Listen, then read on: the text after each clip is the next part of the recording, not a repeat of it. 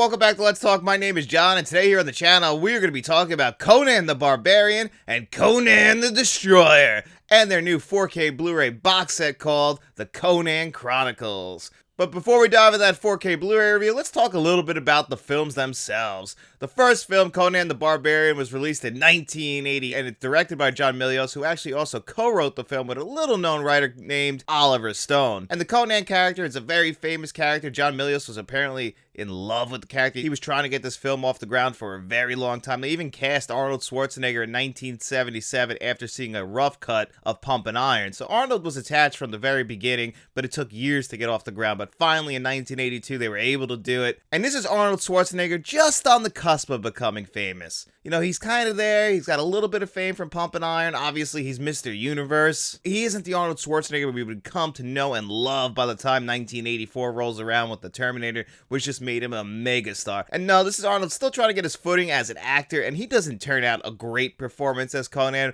but man, he's all in on it, and that body is just insane in this movie. And the first Conan the Barbarian is much more darker and grittier and grimier than Conan the Destroyer. Now, it's still got some 80s cheese on it, but it's more of a classy 80s cheese, like more like a brie. Whereas Conan the Destroyer, it's more like an American cheese. It's just very campy. But Conan the Barbarian features, first of all, not just Arnold Schwarzenegger, it also features James Earl Jones as a fantastic villain. I don't know what they were doing with the wig. I mean, that looks a little bit ridiculous, but he is still scary and menacing in this film. He plays a sorcerer who can actually turn himself into snakes, which is a pretty good trait to have. Also, when he's shooting bows, instead of using bows with his bow and arrow, he likes to stretch the snake out, harden them, and then really shoot them at people. So James Earl Jones just really is a scary villain at the beginning of this movie. Conan is a child. We see him and his father talking, and then what do you know? James Earl Jones and his group of people, they come riding in this beautiful opening prologue. I mean, we still got snow on the ground. The sunrise is coming through the trees. It just looks absolutely gorgeous.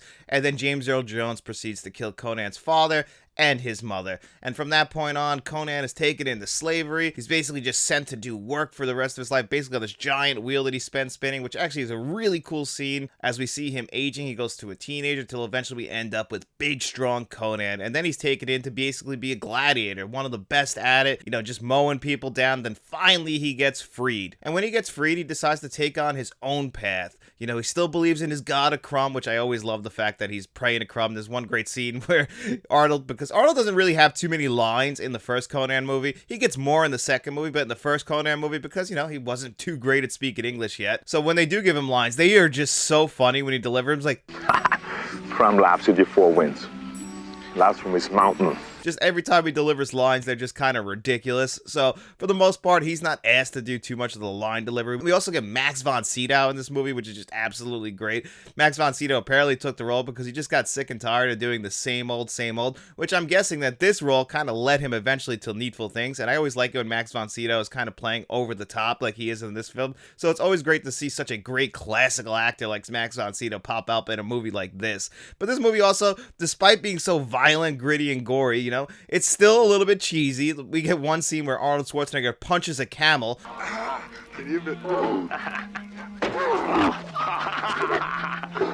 Which they call back to in Conan the Destroyer, which is fantastic. That's actually probably my favorite scene in Conan the Destroyer. Doesn't that animal look familiar? Sorry about what happened the last time. But in Conan the Barbarian, all that stuff works so well. Such great set pieces, by the way. The final set piece with that gigantic staircase lined with the fire on the sides, I mean, it looks great. And they shoot it from the top, looking down. Oh, my God. Great production design with the first Conan the Barbarian film. You know, they shot it in Spain, and it just looks amazing. This is something I wish they still did. This would all be CGI now, shot on sound stages. No, they went to Spain, they shot this stuff. Arnold Schwarzenegger was doing his own stunts. He even got hurt a couple times. The girl was playing Valeria. She got really hurt at one point, had to go to the hospital. They're using a mixture of real swords and fake swords, and sometimes people will get clipped. This is all dangerous stuff on set, but at the end of the day, they ended up making a great film. Yes, it is cheesy, but it's cheesy in the best way possible. It's violent in the best way possible. The only thing that's a little bit silly silly and ridiculous is some of the acting. Besides Arnold Schwarzenegger, you know, the girl who plays Valeria, she does okay, but she is really just fiending over Arnold the entire movie. She wants Conan. She thinks Conan is the hottest guy walking. She is just so horny for Conan in this movie, and Conan loves her, to the point where we get Conan the Destroyer 2 years later in 1984, the same year as The Terminator, but this time we don't bring back John Milius, mainly because he's actually directing a little movie called Red Dawn that year, which is pretty awesome. You could just see that the violence that John Milius liked to shoot was brought over to Red Dawn, while we bring in Richard Fleischer, and they wanted to make a movie that they felt like could make more money, so they decided, hey, let's tone this down. They were shooting for the PG rating because there was no PG-13 at the time, so all the violence from the first movie, which I absolutely love about Conan the Barbarian, is toned down, and we turn up the humor, and I just do not like Conan the Destroyer. I like Arnold in this movie. It's still got some enjoyable set pieces. I think Grace Jones and Wilt Chamberlain, despite not being actors, do a good enough job in this movie. Mainly Grace Jones. Wilt Chamberlain is not really asked to do too much, but Grace Jones, she really does shine in this movie, so it's really cool to see her pop up in here. But really, for the most part, this movie just kind of feels like, hey, let's get this out there. We'll bring in some big names. We already got Arnold right on the precipice of Arnold Schwarzenegger becoming Arnold Schwarzenegger, but we toned down what made the first one so good just to make more money, and it didn't even work. It didn't make more money than the first one. That's just one of those things where studio interference ended up costing them a great film, possibly. I do still like Conan the Destroyer, but man, it is a huge step down from Conan the Barbarian. Conan the Barbarian is one that you could rewatch all the time, whereas Conan the Destroyer, you might throw it on every now and then, but just because we turned down all the stuff that made the original one so good, it just hurts when you see that big drop in quality to the second film. Yes, it's got its moments, it's got some good set pieces, but it's just not as good as what the original film was and what the original film set up. And they actually set it up for a third film called Conan the Conqueror. They set it up at the very end of the second film. It was supposed to originally come out in 1987 because this was supposed to be a big franchise, but unfortunately, well, fortunately for all of us, thankfully, Arnold Schwarzenegger was committed to Predator, and son of a bitch. and they just never got it off the ground. It wasn't until we got a remake starring Jason Momoa in the early 2010s, which, don't see that movie, guys. It's not a good movie. Jason Momoa is great. I love Jason Momoa, but they shouldn't have remade these movies. These are very much cemented in 1980s films. Both of these films feel like they came out in the cocaine 80s in the best way possible. Even if I don't like Conan the Destroyer, I'm sure there's so many other people who just love the campy nature of Conan the Destroyer. It doesn't work as well for me, but Conan the Barbarian is still a great film. If you guys saw my top 10 Arnold Schwarzenegger list, both of these movies didn't make my top 10 Arnold Schwarzenegger films.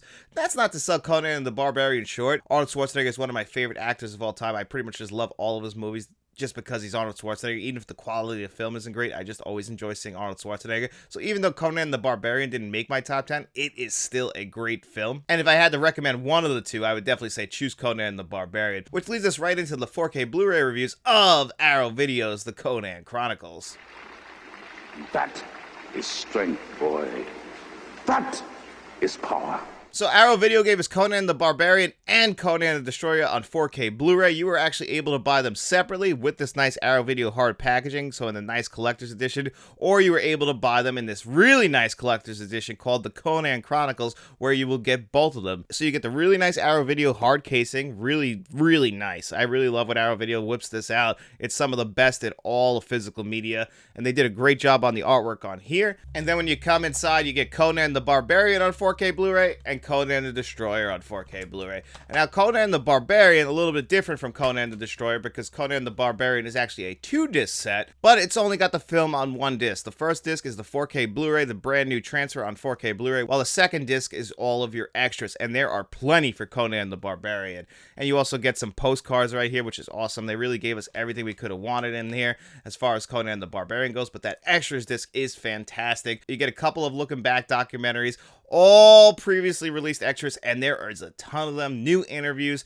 I mean, the amount of extras that they put on there. I actually took some screenshots, and it's about 3 pages of extras. That's why you needed a whole second Blu-ray disc to get them all on there, and it is fantastic. Now, a lot of the documentaries that are on there are a little bit older, but they do label them Arrow Video when they were first released, which is really awesome. They really gave us every single extra that's previously been released, so if you're a fan of Conan the Barbarian, they literally leave no stone unturned. For a movie like this that a lot of people remember and a lot lot of people appreciate. I mean, we're talking Arnold Schwarzenegger, so a lot of people run back to this movie as one of their favorites of the 1980s. It's really cool to see them give us everything that we ever could have wanted with this 4K Blu-ray. And like I said, then when you get over to Conan the Destroyer, same thing, you get the postcards, but you only get one disc, the 4K Blu-ray disc, so all of your extras for Conan the Destroyer are going to actually be on that disc, and it's really not as much as the Conan the Barbarian. First of all, there is no documentary, but there are a couple new interviews on there, and one with the casting director. I really did appreciate that, talking about all the stunt casting of Wilt Chamberlain and Grace Jones, and how they already had Arnold, and how they had to pick the characters for the other roles. I really did appreciate that. Obviously, I would have liked more for Conan the Destroyer, but I'm not a big fan of Conan the Destroyer, so it was really no harm, no foul for me, but I wish that would have got the same treatment as Conan the Barbarian. But let's be honest, Conan the Destroyer is no Conan the Barbarian, so it makes sense that would get a little bit of the shaft, but really not much. And besides the disc, you also get this really thick book with the really nice paper stock. I mean, again, Arrow Video giving us everything we could have possibly wanted in here. I mean, this alone just feels premium. So if you're a poster person, they gave you a poster for each film. It's double-sided, and it's also really good paper stock. So they didn't cheap out on the paper for the posters like they never do. Arrow Video, when they do include these posters, like in True Romance, or in really any of their Arrow Video hard casings, they usually include posters, and they gave us both for both films, which is really awesome. I always appreciate when they do things like that. And one thing I didn't mention, and it's for both films, this is Conan the Barbarian. This artwork is reversible if you just want to have this on the outside of it. Obviously, I wouldn't go that route because there's no stats on it and it's not the original poster art. But if you are one of those fans, hey, look, you can do this. It pretty much looks like what the big posters are like, but still, awesome. It's really cool that they gave us everything they possibly could have given us with this one. So it goes without saying that the packaging from Arrow Video is just fantastic. They gave us everything we could have wanted when it comes to packaging. I have zero complaints about the packaging, but you know, we're really here for those discs. And how is the disc quality? So both of them have alternate Dolby Atmos tracks, and the reason why I say alternate is because the actual track that it starts on for both films, so make sure you guys check your audio, is in the DTS HD 2.0 track, you know, the original designed audio. The Atmos kind of had to be stretched out to all the different channels to make it work, but it really does work. If I'm being honest, for both films, I would prefer the Dolby Atmos tracks. They're really good Dolby Atmos tracks. They're not the greatest Dolby Atmos tracks, but there were points, especially in Conan the Destroyer, when they're in certain sets, and you know, the way that this stuff is echoing is actually used very well, the way they spread it out through your speakers. I actually thought they mixed both Dolby Atmos tracks very well. Obviously, if you compare it to a Dolby Atmos track that's supposed to be mixed for today, you know, maybe it's not the best Dolby Atmos track, but it's still, for both films, they gave us really good, high-quality Dolby Atmos tracks. But if you want to keep it on that DTS HD 2.0, I tested those out, also sounded fantastic. No matter which track you choose, you set the volume at whatever you want to set the volume at, and you don't have to worry about it. You know, set it up, and that's it. Everything is mixed very well on both tracks. Me, preferably, though, I would choose the Dolby Atmos tracks, but it really comes down to what your preference is. And again, Arrow Video, they gave us the options. And as far as the video options, Conan the Barbarian and Conan the Destroyer, we got Dolby Vision and HDR10. And if I'm being honest with you guys, I think Conan the Barbarian is actually the worst of the two 4Ks when it comes to visuals. I think Conan the Destroyer is actually much more stable throughout, whereas Conan the Barbarian, it has moments. It's a very scene-to-scene thing. And it's obviously source material because we'll be in the same scene and we'll see certain colors. Like at one point, Arnold Schwarzenegger disguises himself as a priest and the suit has like orange on it, and it'll look really faded in one shot. Then we'll cut to a different camera and it'll look fuller again. The orange actually looks bold now. It doesn't look very faded, almost like a burnt orange like it does in the previous shot. And we'll see that throughout the film a lot. And some of the darker scenes have a hard time handling the deep blacks, but then there are certain scenes that just look amazing, like the prologue to this film when we first open up and Conan is a child and we first see James Earl Jones and his awful hair in the amazing looking snow. That opening prologue just looks stunning. And there's also a steady amount of film grain through Conan the Barbarian, but a good amount of film grain. Nothing that's really going to take you out of it. I actually think they handled the grain perfectly, but there are those scenes that you're going to notice that it just looks like a dip in quality. And I really do believe that comes down to the source material, especially when you compare it to Conan the Destroyer, which actually looks better in my opinion. It's much more stable throughout. You know, in Conan the Barbarian, you're going to be looking at it, and it's just going to look like it's having a hard time maintaining the visual quality that it wants to maintain, only in certain scenes. Because if you pause it at the right moment, it looks absolutely gorgeous. Now, Conan the Destroyer just has more of those scenes where it looks more steady throughout. It just looks more beautiful. It very rarely dips in quality, but there are those moments where it does have a hard time remaining steady, but it's very few, especially compared to Conan the Barbarian. But both transfers of these movies look absolutely great. They don't really hit the 10 out of 10 levels of some some other Arrow Video releases, but they also are really high quality, and they make the Conan films look better than they have ever looked. So if you don't even like Conan the Destroyer, you could just buy Conan the Barbarian on 4K with the nice Arrow Video casing, or the reverse. If you're a fan of Conan the Destroyer and you don't like Conan the Barbarian, you could just buy Conan the Destroyer. And I also know some people who preferred to buy them separately anyway, just because they wanted the original artwork for Conan the Barbarian on the front of their hard casing, because they used the Conan the Destroyer poster really on the front of this Conan Chronicles set. But overall, I really do think that Arrow Video did a fantastic job, not only on the transfers, but on the packaging, on the extras. They gave us all of the bells and whistles. So if you're a huge Arnold Schwarzenegger fan like me, and you've been trying to get all of his films on 4K Blu-ray, the Arrow Video release of the Conan Chronicles are some of the best that you could get. They really gave us all the premium packaging, all the premium extras, premium video and audio quality. I mean, my God, everything. So I'm going to rate them both. I would give Conan the Barbarian a really solid 9 out of 10, while I would give Conan the Destroyer an 8.5 out of 10. I think they're both great releases, whatever way you choose to go, whether it's just to be by one of these films or by both films. But if I was going to rate the entire Conan Chronicles 4K Blu-ray box set, I'm going to give that a 10 out of 10. I really think so far for 2024, this is the best release. It came out in January, right at the end of January. And if you're like me and you were able to buy this for $46, you absolutely stole it. This had no business being as cheap as it was. At first, I thought it was a glitch on Best Buy's website, and then Amazon actually ended up price matching it. So I was really surprised when I actually got this shipped to me. I fully expected Best Buy to cancel it, but they didn't, which really surprised the hell out of me. So when it showed up, I was like, my God, I got this for this low a price. Just think about it. I got Trainspotting. Yesterday, we reviewed Trainspotting here on the channel. I got that for $37.